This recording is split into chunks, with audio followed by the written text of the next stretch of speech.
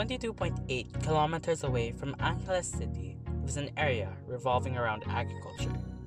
It is a region with many hills and fertile grounds.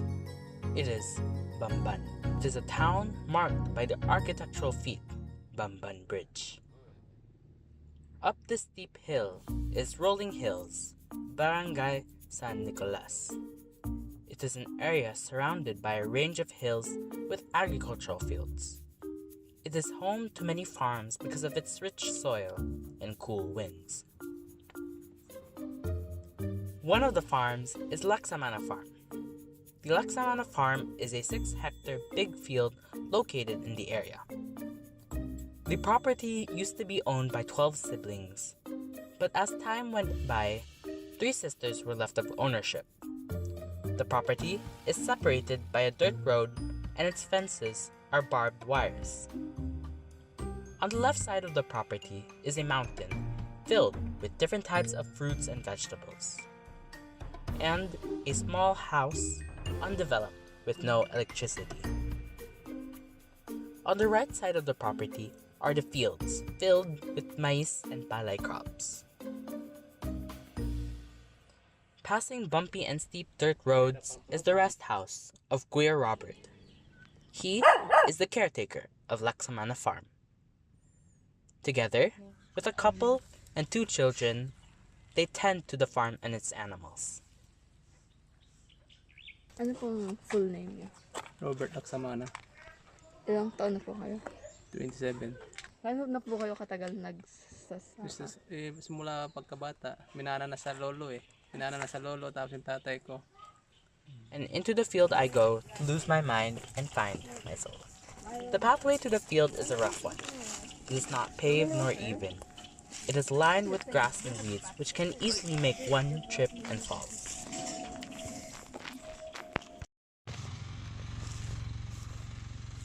Arriving, you see terraced fields of green, yellow, and white colored palay, with tall corn crops in the background. The daily life of a farmer is a difficult one. Kuya Robert wakes up at 5 in the morning. Before starting to work, he eats breakfast, which is usually coffee with pandesal. At 5:30 to 6, he tends to the carabaos by walking them across the fields and feeding them grass. Then, he starts farming, planting new crops, checking his recent ones.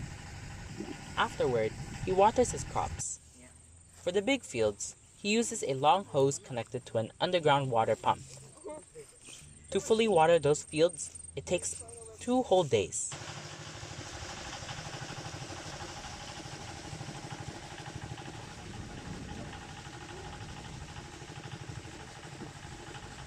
For the small crops such as calamansi, singkamas, and others, he uses a tabo and bucket filled with water from a bomba. At 10:30 a.m., Kuya Robert rests to avoid the heat. At 5 p.m., he finishes his work.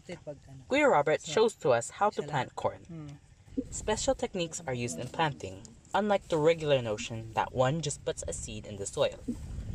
He counts the number of inches between each seed using his feet, and covers the seed also with his feet.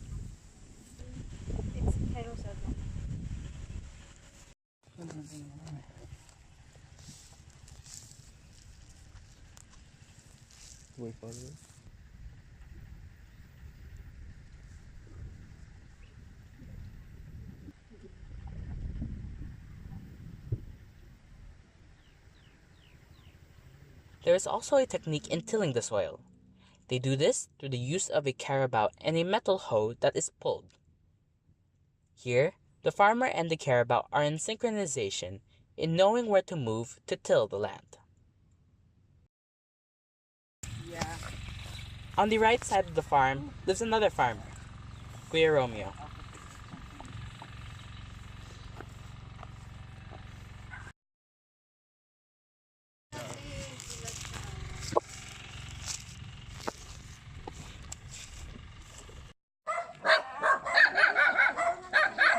Ano pong pangalan niyo? Romeo Gosum, Ilang taon na po kayo? 47.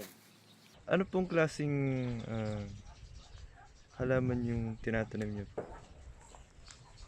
Palay, tsaka gulay, sitaw, ganyan. Labas, gulay, basta ano, magandang nakapanahon. Para ito na. Naapektuhan po ba kayo ng El Nino? Oo, ngayon sobrang init eh. Yung halaman namin natutuyot yung mga gulay. Yung hindi pa na-harvest. Sasawa na ako sa kadidilig sa mga halaman ko dun eh. Kailan niyo po hinarvest yung palay? Yung iba katapusan ng February. Yung ngayon, bago pa lang yung iba. March na yung, bago pa lang na-harvest. Diba? March. Ilang kilo ng palay yung na-harvest niyo po? Ay, kaban eh. Kaban. Kaban. Ano, 260 kaban. Kaya lang yung kalahati, sa kasamak ko yung iba. Kasi may kasamak ako eh. Nung ibang, sakahan ko. Kailan po kayo ulit magtatanim yun? Siguro, Hunyo na. Pagka umulan. Kasi, walang ulan eh. Hindi, magcha-drop ka, mahirap na sa patubig. Magagasta ka lang sa water pump. Dapat na po ba yung inanin yung mga palay? Sakto kang nakakakain, ganyan. Pero walang sobra kasi nagbabayad kami ng ginamit sa yung abonong ginamit, yung gastos. Saka inaano mo pa lang, nagbubungkal ka pa lang, nangungutang ka na. Kaya pag ani mo, ayun, sakto kang makakabayad ng utang. Tulungan po ba kayo? Yung iba po mga farmers, nagtutulungan po ba kayo? Oo. Pagka nagtatabon kami sa irrigation namin, yun, pag nagtatabon, yun, tulong-tulong kaming nagsasara ng tabon. Yung mga neighbors niyo po, nakita niyo po ba sila as kalaban sa pagsasaka? Like, rivals ka nun? Rivals? Hindi yung rivals dito. Yung kanya-kanyang diskarte yan eh. Tsaka pagka naswerte ka, swerte lang. Pagka natsambahan mo yung panahon, halimbawa, natsambahan mo yung nakauna ka, nakaani ka, tulad ngayon, yung uli, natutuyot na kasi mainit na eh. Wala nang gaanong makukuha yung iba. Pero pag natsambahan mo yung panahon, yun, makakarami ka. Okay. Saka sa bagyo, ganyan.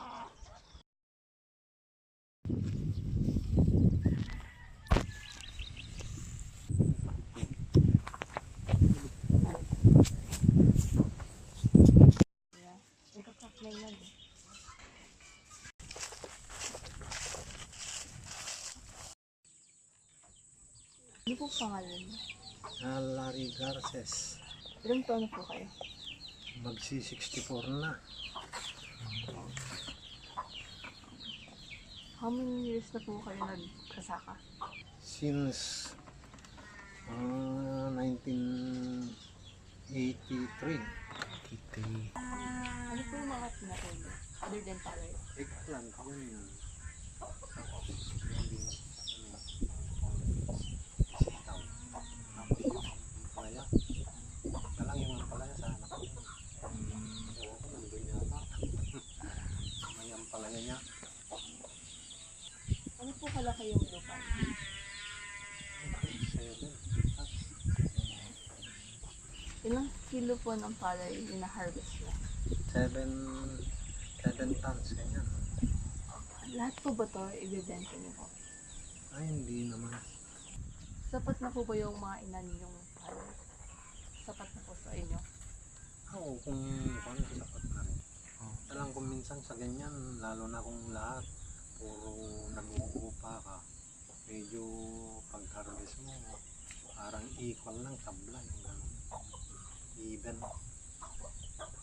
May konting tira para sa yun lang ang pinaka-income nun. Kailan po kayo ulit magtatanim? Ng palay. Anong ano po?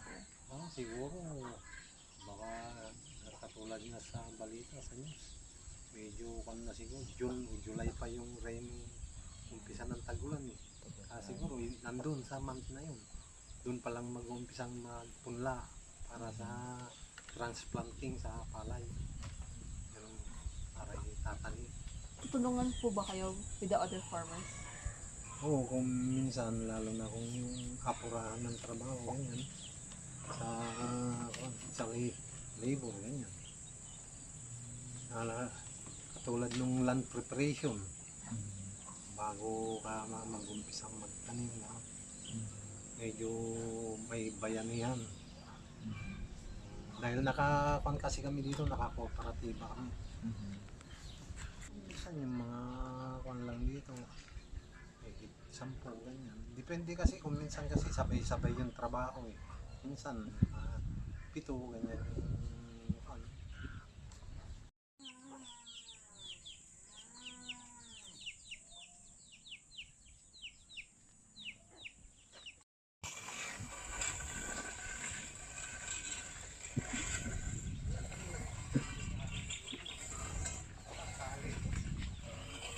The farmers of Laksamana Farm primarily plant 2 crops, palay and maize, with some side crops like ampalaya and talong. Their planting schedules are June, which is the start of the tag-ulan season, as well as December. Palay, also known as rice, takes about 4 to 5 months until ready to harvest, while corn takes around 4 months as well.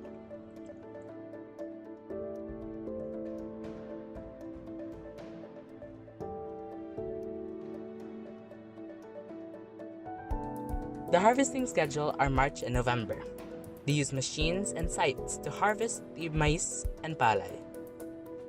Here, they were harvesting palay in the hot afternoon.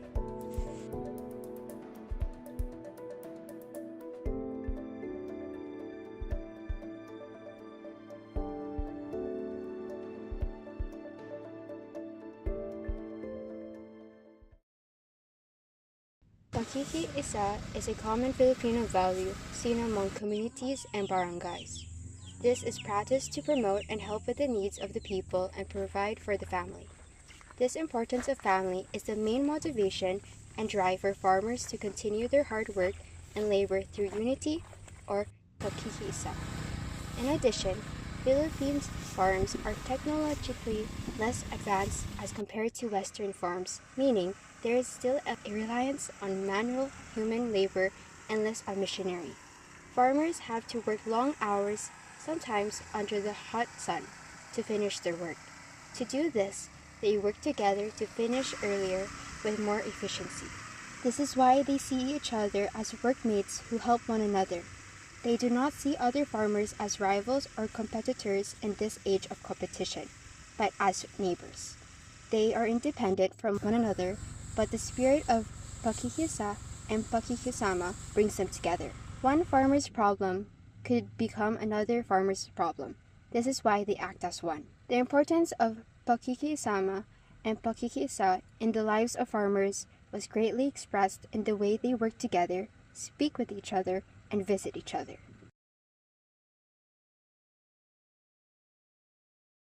No matter how difficult, hot, or painful farming is, it is a lifestyle. It is a livelihood. It is a community. The farmers of Bamban.